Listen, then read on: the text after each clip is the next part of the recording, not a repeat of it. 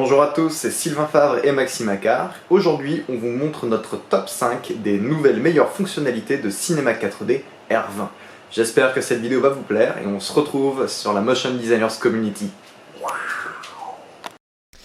Alors, l'une de mes deux options préférées de cette version R20, ça va être l'usage du Volume Builder et Volume Mesher.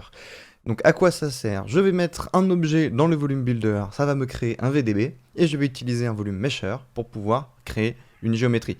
Donc l'intérêt du Volume Builder, ça va être très bien de faire des opérations d'addition de volume et de soustraction, etc. Je vous montre immédiatement ce que ça donne, donc je supprime tout. Je vais par exemple charger un cube dans ma scène, je vais charger une sphère, et j'aimerais que ma sphère creuse mon cube. Donc je place ma sphère en intersection du cube et je vais mettre mes deux objets dans le Volume Builder. Donc je les glisse en enfant et on voit des voxels qui apparaissent. Donc dans Volume Builder, on va pouvoir diminuer le voxel size pour avoir quelque chose de plus précis. Je vais augmenter le nombre de polygones dans ma sphère. Voilà, et on voit ici qu'on a tout simplement fusionné le cube et notre sphère. Dans le Volume Builder, nous avons trois options, Union, Subtract, donc maintenant ça creuse, et Intersect. Donc vraiment très sympa, puisqu'en fait on va pouvoir aussi créer des groupes, par exemple faire cette opération de booléen là, le mettre dans un groupe, et ensuite faire cette opération là sur un autre objet, etc. Donc on empile, et il n'y a absolument aucune contrainte. Donc je peux en rajouter encore une sphère, et je vais la mettre en subtract encore, un peu plus de polygones pour que ce soit clean. Donc là ça touche juste un peu les bords, on diminue l'échelle de notre sphère et on peut la déplacer, c'est donc animable, etc. Et on peut combiner comme ça à l'infini. Ensuite, une fois qu'on a fait notre modèle, eh bien on n'a plus qu'à mettre le Volume Builder. On n'a plus qu'à mettre le Volume Builder dans un Volume Mesher, et là, on va retrouver des polygones. Donc ici, les bords ne sont pas très propres, aucun souci. On a des petites options pour régler ça. Volume Builder, on va utiliser un Smooth Layer. Je vais le paramétrer, on va diminuer la voxel distance, voilà, comme ça lisse un petit peu moins. Et je vais rajouter un Reshape Layer. Hop, je vais également diminuer l'offset. Et j'ai plus qu'à diminuer le voxel size pour avoir une taille finale. Voilà, et maintenant j'ai un mesh bien propre de partout. Et j'ai plus qu'à poser mes matériaux et faire mon rendu. Donc il y a vraiment de quoi bien s'amuser avec. C'est une option que je vais continuer à approfondir. Et bien sûr, il y aura des tutos, il y aura des formations plus complètes sur cette chaîne YouTube qui arriveront très prochainement. L'une des nouveautés de la version Cinema 4D R20 est l'introduction des fields, ou les champs.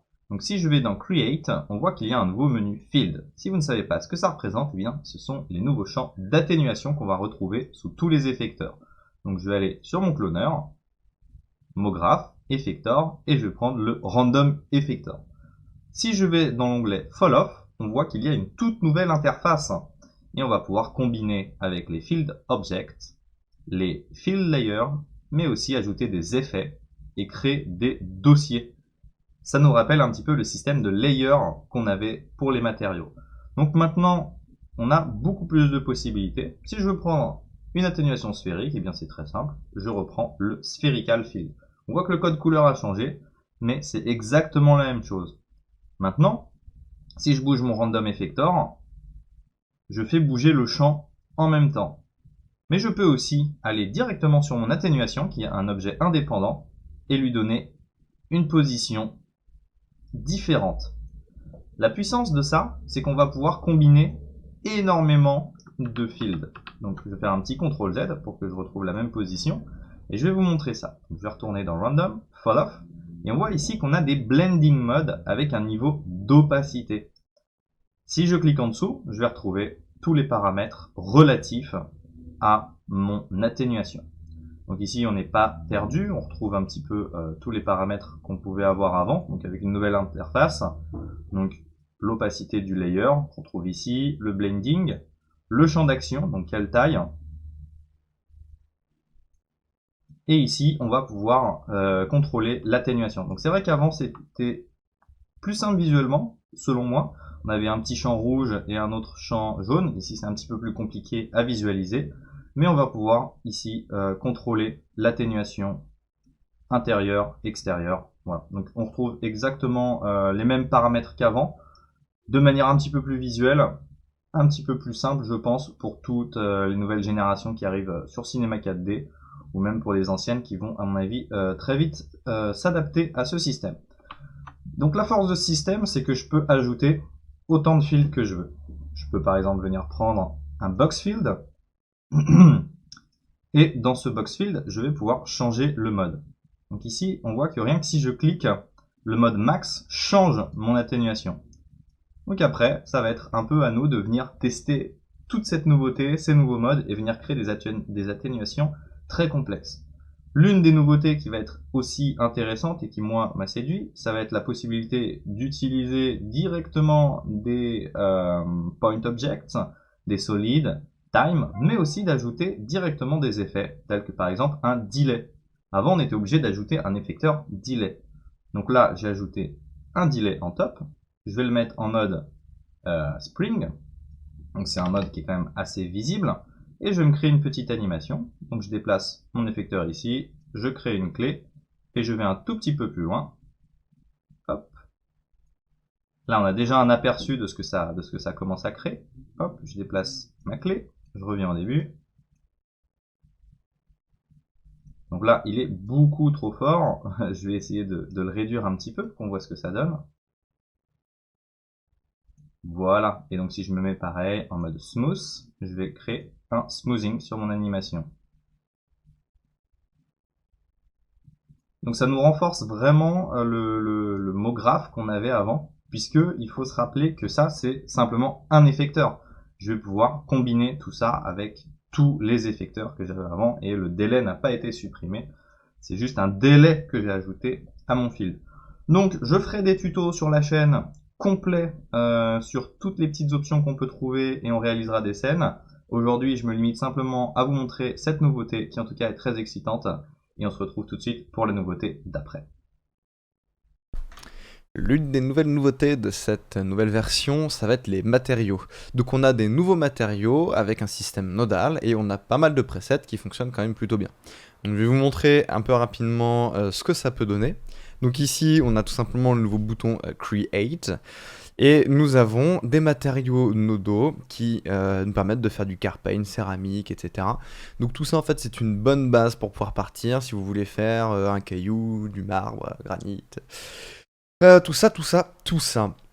Donc ici j'ai un matériau, donc je double-clique dessus. Quand c'est un matériau nodal, on a immédiatement cette nouvelle fenêtre qui s'affiche. Je vais la mettre en très très grand pour qu'on puisse regarder. Donc en bas à droite, on a une prévisualisation un petit peu de ce qu'on utilise. On sait où on est, puis on peut dézoomer, dézoomer, dézoomer. On a de quoi bien bien s'amuser. On a le matériau final, d'accord, donc ici qui s'appelle Mat 1. Et on va pouvoir ajouter bien, des entrées, donc une entrée ici avec des réflexions, ensuite j'en ai mis une deuxième anisotropique, une diffuse, et puis on va pouvoir un peu mixer tout ça. Ce qui va être super intéressant, c'est que ce que j'aime dans le nodal, et c'est pourquoi je vous conseille tous de vous y mettre, c'est simplement, par exemple ici j'ai un node flakes qui me donne une shape assez intéressante pour faire un carpaint, et bien il est linké dans 4 inputs. Si j'avais l'ancien système de matériaux de Cinema 4D, si je voulais apporter une modification, par exemple d'échelle à mon Flakes, il aurait fallu le reporter 4 fois dans mon matériau. Et ça, c'est vraiment très fastidieux, et c'est pour ça que généralement mes matériaux, j'arrêtais au moment où je voulais faire ce genre de modification. Ça devenait tout simplement trop long. Là, j'ai tout simplement à les glisser, etc. Et je peux même mettre par exemple une color correction entre le flakes et ici la roughness. Mais les modifications d'échelle s'appliqueront tout de même, même s'il y a une modification. Donc le système nodal, c'est tout simplement de la grosse tuerie. Ça paraît toujours peut-être un peu compliqué quand on n'a pas d'expérience, mais c'est très simple, c'est logique, on voit tout immédiatement, donc on sait comment est construit notre matériau. Par exemple, tout ça, c'est simplement la création d'une couleur, c'est assez simple, hein, et j'ai plus qu'à gérer cet input, tout ça. La puissance apparemment de cette version sur Cinema 4D, si je compare rapidement avec Octane, hein, je n'ai pas encore beaucoup d'expérience dessus, ça va être tout simplement tous les assets qui sont disponibles, donc dans couleur, connect, etc. Il y a énormément de choses, donc ça peut sembler un peu fou comme ça quand on arrive, mais quand on a un système nodal qui s'appelle Scratches, ça a l'air vraiment très très sympa.